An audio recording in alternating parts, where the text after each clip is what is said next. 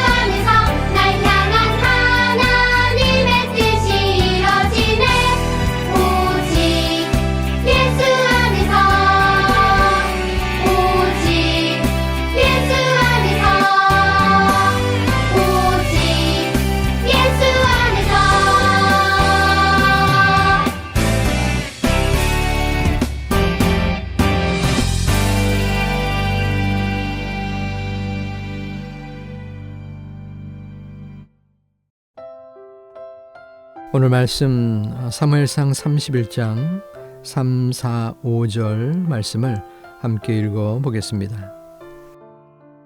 사울이 패전하매 활 쏘는 자가 따라잡으니 사울이 그 활 쏘는 자에게 중상을 입은지라. 그가 무기를 든 자에게 이르되 내 칼을 빼어 그것으로 나를 찌르라. 할례 받지 않은 자들이 와서 나를 찌르고 모욕할까 두려워하노라 하나 무기를 든 자가 심히 두려워하여 감히 행하지 아니하는지라.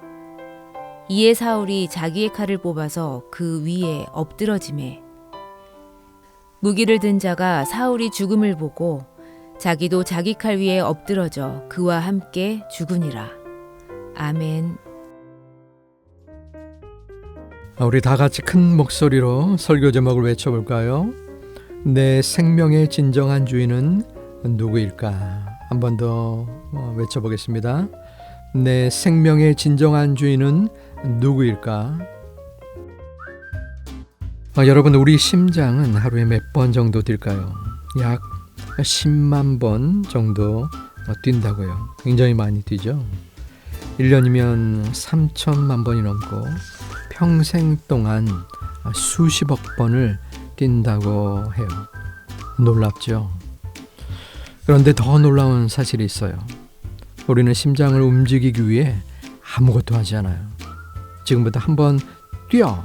라고 명령하지 않아도 심장은 스스로 뛰고 있어요. 우리가 잠들어 있을 때도, 아플 때도, 슬플 때도 심장은 멈추지 않아요. 만약 심장이 오늘은 쉬고 싶어 하고 멈춰버리면 어떻게 될까요? 우리가 다시 뛰게 만들 수 있을까요? 아니에요. 우리는 심장을 만들지도 않았고 내 마음대로 통제하지도 못해요. 그렇다면 질문이 생겨요. 내가 생명을 시작하지 않았다면 내 생명의 주인은 누구일까요? 세상은 내 생명은 내 거야 라고 말해요. 하지만 성경은 다르게 말해요. 우리는 성경에서 말하고 있는 생명의 주인이 누구인지 알아야 해요. 오늘 말씀에서 우리가 성경적 세계관으로 바라보고 이해하고 행동해야 할 주제는 생명과 죽음이에요. 오늘 말씀을 통해 생명과 죽음의 결정권이 누구에게 있는지 함께 배워보아요. 이스라엘의 첫 번째 왕 사울을 알고 있나요? 사울은 키가 크고 사람들 눈에 아주 멋져 보였어요. 그래서 백성들은 이 사람이 우리의 왕이 되면 좋겠다라고 생각했어요. 시간이 지나 사울은 블레셋과 전쟁을 하게 되었어요. 그런데 전쟁의 상황이 사울 편에 좋지 않았어요. 성경은 이렇게 기록해요. 사울이 블레셋 사람들의 군대를 보고 두려워서 그의 마음이 크게 떨린지라. 그리고 전쟁 중에 사울은 적군이 쏜 화살에 맞아 크게 다치고 말았어요. 상황은 점점 더 절망적으로 흘러갔어요. 성경은 이렇게 말씀해요. 무기를 든 자에게 이르되 내 칼을 빼어 그곳으로 나를 찌르라. 무기를 든 자가 심히 두려워하여 감히 행하지 아니하는지라. 이에 사울이 자기의 칼을 뽑아서 그 위에 엎드러지매. 그리고 이어서 이렇게 기록해요. 무기를 든 자가 사울이 죽음을 보고 자기도 자기 칼 위에 엎드려져 그와 함께 죽으니라. 사울은 절망 속에서 스스로 생명을 포기하는 선택을 하고 말았어요. 사울의 이야기를 들으면서 이런 질문이 생겨요. 사울의 선택은 하나님이 기뻐하시는 모습이었을까요? 아니에요. 사울은 깊은 두려움과 절망 속에서 하나님께 도움을 구하기보다 스스로 생명을 끝내는 선택을 했어요. 하지만 생명은 사람이 마음대로 시작하거나 끝낼 수 있는 것이 아니에요. 성경은 사울의 이야기를 통해 우리에게 분명히 알려줘요. 절망이 아무리 커도 생명의 주인은 사람이 아니라 하나님이라는 사실을요. 여러분, 우리도 살다 보면 마음이 많이 힘들 때가 있어요. 친구와 다퉈서 속상할 때도 있고, 시험을 잘 못 봐서 낙심할 때도 있어요. 혼자라고 느껴질 때도 있어요. 세상에는 이런 마음의 아픔 때문에 잘못된 선택을 하는 사람들이 있어요. 하지만 성경은 우리에게 다른 길을 보여주어요. 성경은 이렇게 말씀해요. 예레미야 29장 11절을 함께 읽겠습니다. 여호와의 말씀이니라. 너희를 향한 나의 생각을 내가 아나니 평안이요 재앙이 아니니라. 너희에게 미래와 희망을 주는 것이니라. 하나님은 우리를 향해 절망이 아니라 미래와 희망을 계획하시는 분이에요. 그래서 생명은 우리 것이 아니라 하나님께 속한 것이에요. 하나님은 우리에게 어떠한 마음을 가지고 계실까요? 예레미야의 말씀처럼 하나님은 우리에게 평안을 주기를 원하세요. 하나님은 우리를 포기하지 않으세요. 사울은 절망 속에서 하나님께 도움을 구하지 않았어요. 하지만 하나님은 우리에게 다른 길을 보여주세요. 힘들 때 혼자 결정하지 말고 하나님께 나아오라고 말씀하세요. 하나님은 우리의 눈앞이 캄캄해 보여도 우리가 보지 못하는 미래를 준비하고 계세요. 지금 당장은 전쟁터에 있는 것처럼 두렵고 마음이 아플 수 있어요. 하지만 하나님은 여전히 일하고 계세요. 하나님은 우리의 생명을 소중히 여기시고 끝까지 붙들어 주세요. 그렇다면 우리는 마음이 많이 힘들 때 어떻게 해야 할까요? 성경은 우리에게 그 길을 알려주어요. 내 영혼아, 내가 어찌하여 낙심하며 어찌하여 내 속에서 불안해하는가? 너는 하나님께 소망을 두라. 나는 그가 나타나 도우심으로 말미암아 내 하나님을 여전히 찬송하리로다. 아멘. 성경은 우리에게 하나님을 바라라고 말씀해요. 사울은 절망 속에서 혼자 결정했지만 성경은 우리에게 하나님을 바라보라고 가르쳐 주어요. 힘들 때 혼자서 결론을 내리지 말고 하나님께 나아오라는 거예요.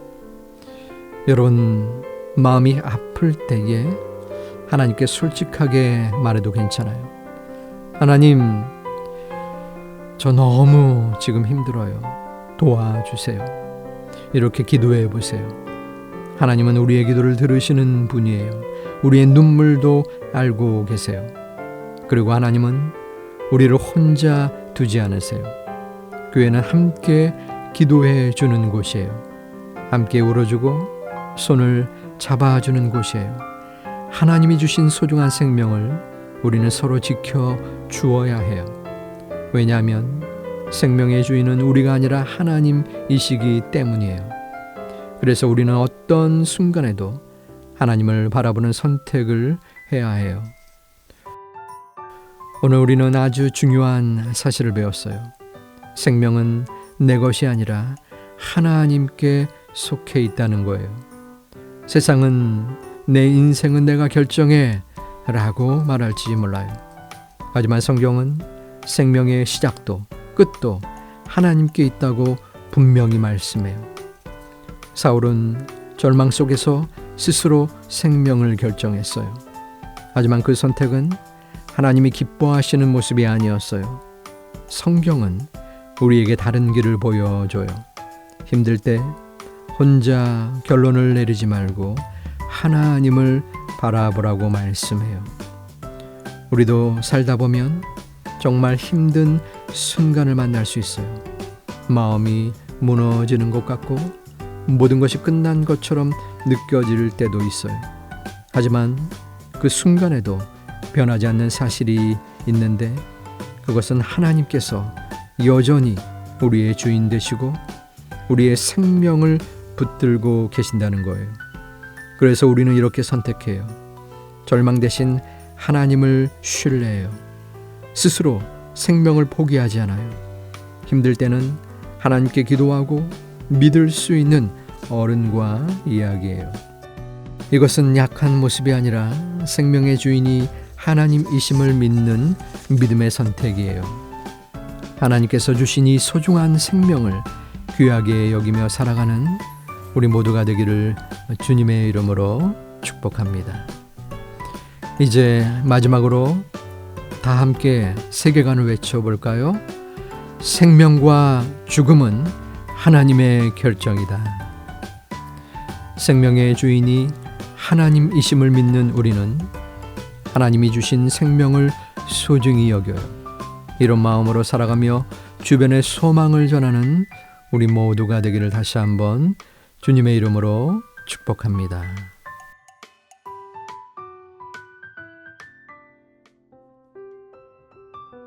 함께 적용하고 나눌 부분은 우리의 생활 속에서 마음이 아주 힘들었을 때 그때가 있었을 것 같은데 그때 나는 누구를 또는 무엇을 의지했는지 생각나는 대로 함께 나누었으면 좋겠습니다.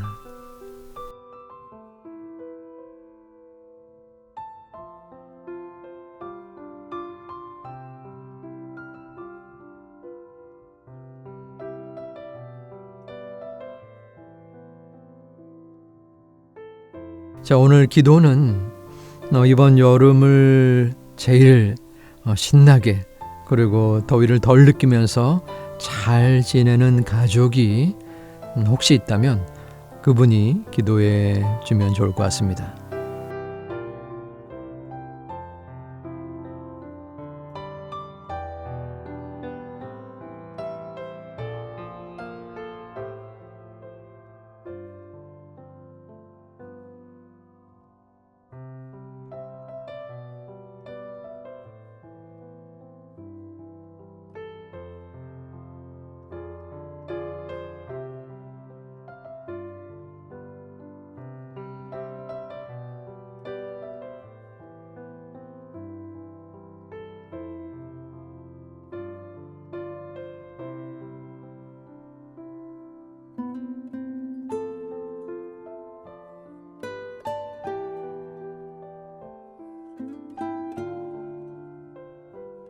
우리 다 같이 주기도문으로 예배를 마치겠습니다. 하늘에 계신 우리 아버지여, 이름이 거룩히 여김을 받으시오며 나라의 임하옵시며 뜻이 하늘에서 이룬 것 같이 땅에서도 이루어지이다. 오늘날 우리에게 일용할 양식을 주옵시고 우리가 우리에게 죄 지은 자를 사하여 준 것 같이 우리 죄를 사하여 주옵시고 우리를 시험에 들게 하지 마옵시고 다만 악에서 구하옵소서. 대개 나라와 권세와 영광이 아버지께 영원히 있사옵나이다. 아멘. 하나님께서 기뻐하시는 이 가정의 예배를 드림을 하나님이 보호하시고 인도하시는 증거를 이어받는 귀한 8월이 되기를 소망하고 축복합니다. 샬롬.